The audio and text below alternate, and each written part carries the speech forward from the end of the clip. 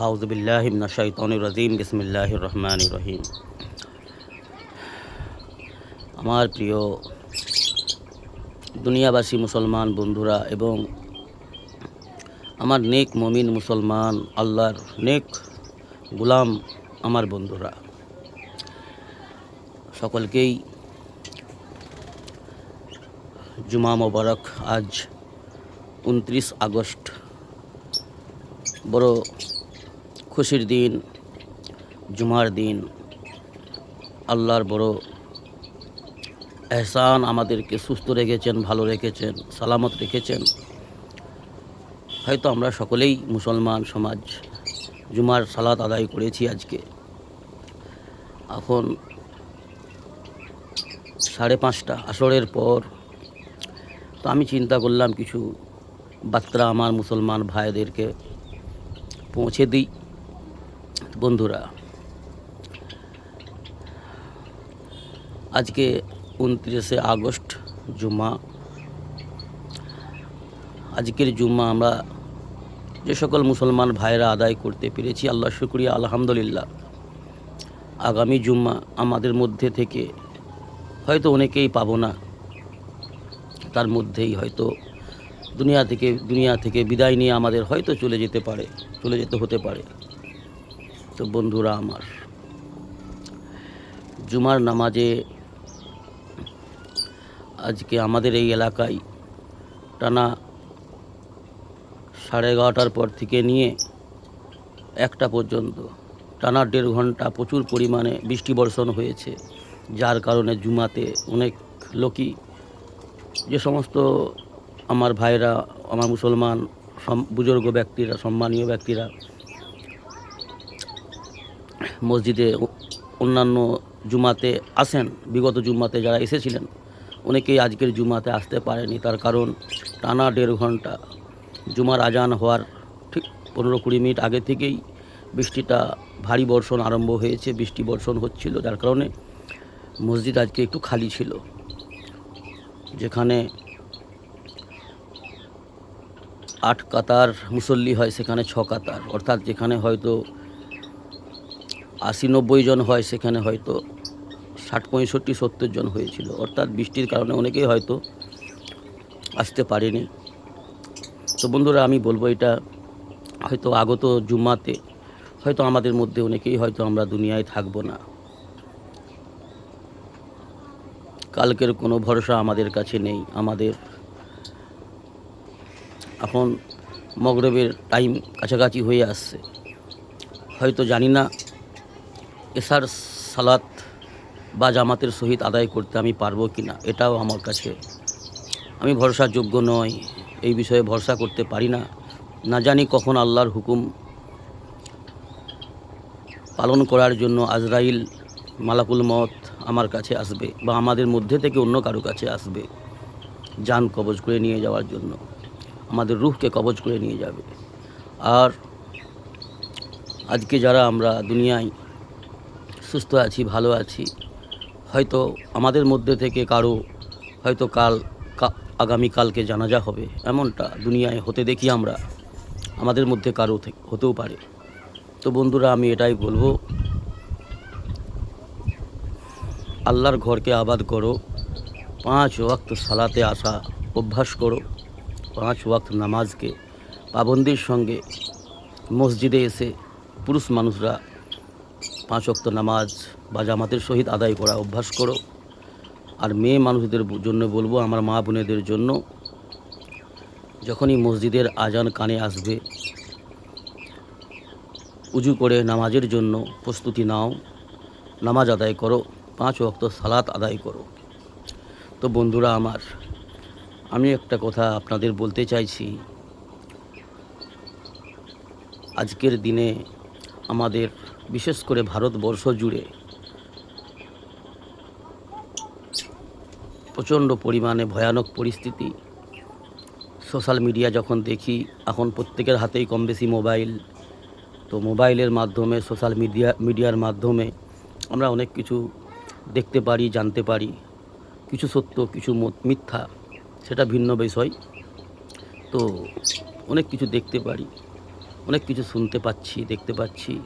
তো ভয়ানক পরিস্থিতি মনে হচ্ছে যে কোন দিশায় যাচ্ছে আমাদের দেশ, আমাদের সমাজ, আমাদের পরিবেশ, আর আমাদের মানবজাতি সমাজ, আর আমাদের মুসলিম জাতি সমাজ। অমুসলমান জাতি যারা আল্লাহকে অস্বীকার করে, আল্লাহকে ইনকার করে, আল্লাহর বিধান মানে না, তারা এক দিশায়, তাদের মধ্যেও ভালো কিছু ভালো মন্দ রয়েছে, তাদের মধ্যেও মানবতা জ্ঞান রয়েছে অনেকের মধ্যেই, আবার অনেকেই উগ্রপানা রয়েছে, তারা এক দিশায় যাচ্ছে। আর আমাদের মুসলমান সমাজ, তারা আরেক দিশায় যাচ্ছে। বিভিন্ন মতবাদ, বিভিন্ন ফেরকাপন্থী, বিভিন্ন নিজস্ব চিন্তা চেতনা,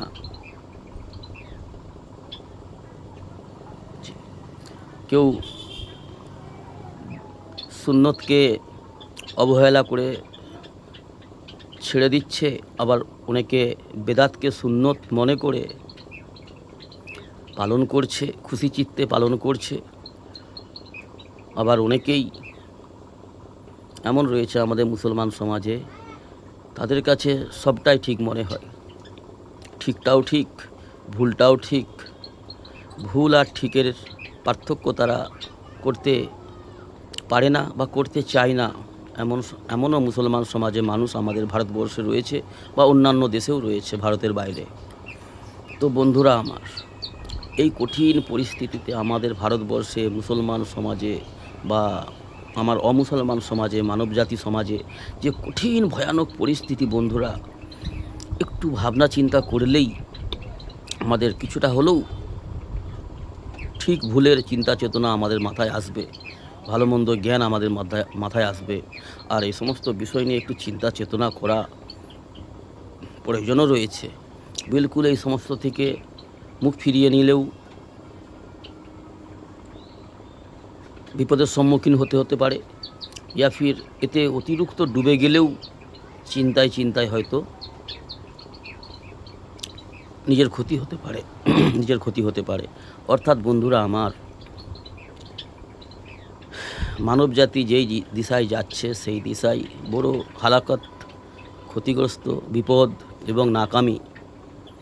কিন্তু আরেক শ্রেণীর মানুষ যারা আমাদের মুসলমান সমাজের মধ্যে, যারা ঠিক দিশায় রয়েছে, তারাই হচ্ছে ভাগ্যবান এবং তারাই খুশনসিব, তারাই হচ্ছে আল্লাহর নেক বান্দাবান্দি, যারা সুন্নতকে সুন্নত জেনে তার উপরে আমল করতেছে, আল্লাহর হুকুমকে আল্লাহর হক জেনে নিজের কর্তব্য বুঝে পালন করতেছে বেশি, এবং কিভাবে আমার ফ্যামিলি মেম্বার, আমার সন্তানাদি, আমার প্রতিবেশী এবং আমার রাজ্য, দেশ, গোটা বিশ্ব জুড়ে কিভাবে দ্বীন ইসলাম কায়েম হবে, শান্তি কায়েম হবে, আল্লাহর হুকুমকে, আল্লাহ রসুল সাল্লাল্লাহু আলাইহি সাল্লামের সুন্নতকে ছড়িয়ে দেওয়া যায় লোকের মধ্যে, সেই চিন্তা চেতনা নিয়ে আমল করছে, কাজ করছে এবং আল্লাহর কাছে কান্নাকাটি করে দোয়া করছে এমন নেক আল্লাহর বান্দা বান্দি পৃথিবী আমাদের সমাজে অনেকই রয়েছে। তাদেরই বরকতে, তাদেরই মহব্বতের ওসিলায় আল্লাহ সুবহানাহু ওয়া তাআলা এই জগৎকে, এই কায়নাতকে, এই সৃষ্টি জগৎকে আল্লাহ টিকিয়ে রেখেছেন। তো আল্লাহ তাদের সুস্থ রাখুন, সালামত রাখুন। আল্লাহ তাদের মধ্যে সেই সমস্ত নেক বান্দাবান্দি যাদের ওসিলায় দুনিয়াকে আল্লাহ টিকিয়ে রেখেছেন, কায়েম রেখেছেন, সেই সমস্ত নেক বান্দাবান্দিদের মতন সোচ, চিন্তা, চেতনা, আখলাক, আমল এবং সমস্ত রকমের ভালাই, সমস্ত রকমের ভালো গুণ আল্লাহ রাব্বুল আলামিন আমাদের অন্তরে এবং আমাদের ফ্যামিলিতে দান করুন, আল্লাহুম্মা আমিন। তো বন্ধুরা আমার, দুনিয়া যেই দিশায় যাচ্ছে, খুব ভয়ানক দিশায় যাচ্ছে। এত কঠিন পরিস্থিতিতে আমার কর্তব্য, আপনার কর্তব্য যে আমাদের দিশাকে সংশোধন করে নিতে হবে। আমাদেরকে সহি দিশায় চলতে হবে। যেই পথে আল্লাহর রজামন্দি রয়েছে, যেই পথে আমার সফলতা রয়েছে, যে পথে আমার কামিয়াবি, আমার ফ্যামিলির সফলতা, সম্মান, এই চিন্তা চেতনা নিয়ে আমাদেরকে জীবন অতিবাহিত করতে হবে। তা না হলে কি হবে বন্ধুরা, বড় ভয়ানক পরিস্থিতিতে আমরা ফাঁসব। কোনো হাদিসে এমনটাও পাওয়া যায় যে যখন জালিমদের কারণে, নাফরমানদের কারণে আজাব আসে, আল্লাহর তরফ থেকে আল্লাহ নারাজ হয়, যখন আজাব পাঠায়, তখন অনেক নেক বান্দা বান্দিও সেই আজাবে গ্রেপ্তার হয়, এই আজাবে ক্ষতিগ্রস্ত হয়। এটাও যেমন একটা বিষয়, এই বিষয়েও হাদিস রয়েছে।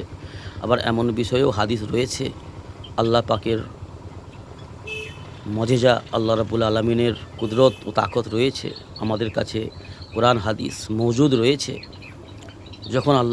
যখন নাফরমানদের নাফরমানির কারণে, জালিমদের জুলুমের কারণে যখন আল্লাহ রাব্বুল আলামিন অত্যাধিক নারাজ হয়ে, রাগম্বিত হয়ে আজাব পাঠায়, অনেক ক্ষেত্রে নেক মুমিন বান্দা বান্দিদেরকে আল্লাহ সেই মুসিবত থেকে হেফাজত করেন।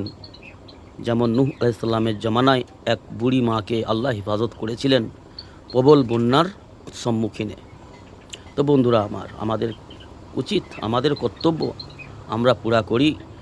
আল্লাহ পাক তার দায়িত্ব, আল্লাহ রব্বুল আলমিনের দায়িত্ব, আল্লাহ রব্বুল আলমিনের ওয়াদা আল্লাহ অবশ্যই পুরা করবেন। আল্লাহ ওয়াদা ভঙ্গকারী নয় বন্ধু। আমাদের কর্তব্য পালন করতে হবে। আমাদের কর্তব্য আল্লাহর গোলামি করা, আল্লাহর রসুলের ইতাআত করা। এটাই প্রত্যেকটা মুমিন মুসলমানের জন্য আহম কর্তব্য। আল্লাহ আমাদের দিন ইসলাম বুঝার তৌফিক দান করুন। আল্লাহুম্মা আমিন। আসসালামু আলাইকুম বন্ধুরা।